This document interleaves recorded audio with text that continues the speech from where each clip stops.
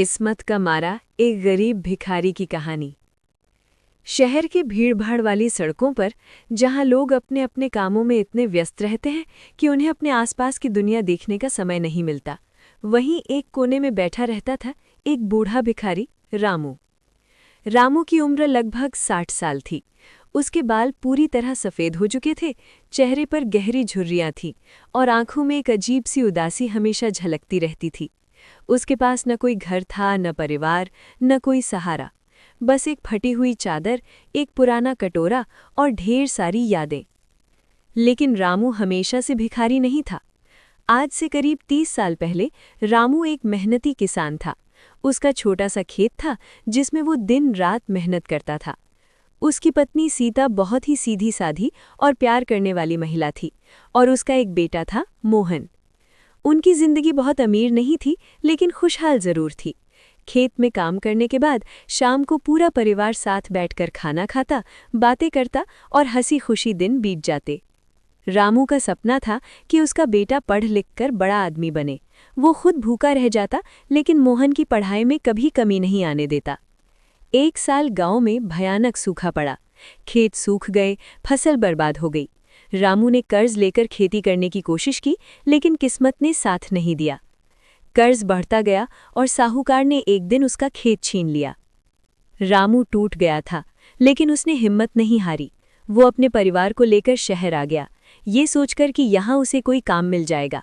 लेकिन शहर ने उसे अपनाया नहीं। कई दिनों तक उसने मजदूरी ढूंढी, लेकिन उम्र और कमजोरी के कारण उसे कहीं काम नहीं मिला। घर का खर्च चलाना मुश्किल हो गया। कई बार तो पूरे परिवार को भूखा सोना पड़ता। एक दिन सीता बीमार पड़ गई। रामू के पास इतने पैसे नहीं थे कि वो उसका इलाज करा सके। उसने लोगों से मदद मांगी, लेकिन किसी ने ध्यान नहीं दिया। सीता की हालत दिन ब दिन बिगड़ती गई और एक रात उसने दम तोड़ दिया। रामू के लिए ये सबसे बड़ा झटका था। उसकी दुनिया जैसे उजड़ गई थी। लेकिन अभी एक और दर्द उसका इंतजार कर रहा था। कुछ महीनों बाद उसका बेटा मोहन भी उससे दूर हो गया। गरीबी और मजबूरी से परेशान होकर वो एक दिन बिना बताए कहीं चला गया। रामू फिर अकेला रह गया। जब हर रास्ता बंद हो गया तो रामू के पास कोई विकल्प नहीं बचा। उसे पहली बार सड़क पर हाथ फैलाना पड़ा। उस दिन वो बहुत रोया। क्या मेरी मेहनत का यही फल है? उसने आसमान की ओर देखकर कहा। धीरे धीरे उसने भीख मांगना सीख लिया। सुबह मंदिर के बाहर बैठता, दोपहर में बाजार के पास और रात को किसी फुटपाथ पर सो जाता। लोग आते जाते, कोई उसे 2 रुपए दे देता, कोई खाना दे देता और कई लोग उसे देखकर मुंह फेर लेते। एक दिन ठंड का मौसम था। रामू कांप रहा था। उसके पास ओढ़ने के लिए कुछ नहीं था। तभी एक छोटा सा बच्चा लगभग 10 साल का उसके पास आया। उसके हाथ में एक पुराना स्वेटर था। बच्चे ने कहा, बाबा ये ले लो, आपको ठंड लग रही होगी। रामू ने आश्चर्य से उसकी ओर देखा। उसकी आंखों में आंसू आ गए। बेटा ये तुम्हारा है ना? बच्चा मुस्कुराया। माँ ने कहा है कि जरूरतमंद की मदद करनी चाहिए। रामू ने वो स्वेटर पहन लिया। उस दिन उसे लगा कि दुनिया में अभी भी इंसानियत जिंदा है। लेकिन हर दिन ऐसा नहीं होता था। कई बार लोग उसे डांटते, काम क्यों नहीं करता, भीख क्यों मांगता है? रामू चुपचाप सुनता रहता। एक बार तो कुछ लड़कों ने उसका मजाक उड़ाया और उसका कटोरा फेंक दिया। उसके सारे पैसे सड़क पर बिखर गए। रामू उन्हें उठाने के लिए झुका, लेकिन उसकी आंखों से आंसू बहते रहे। समय बीतता गया। रामू और बूढ़ा होता गया। एक दिन उसे तेज बुखार हो गया। वो सड़क किनारे पड़ा रहा, किसी ने ध्यान नहीं दिया। 2 दिन तक उसने कुछ नहीं खाया। उसकी हालत बहुत खराब हो गई थी।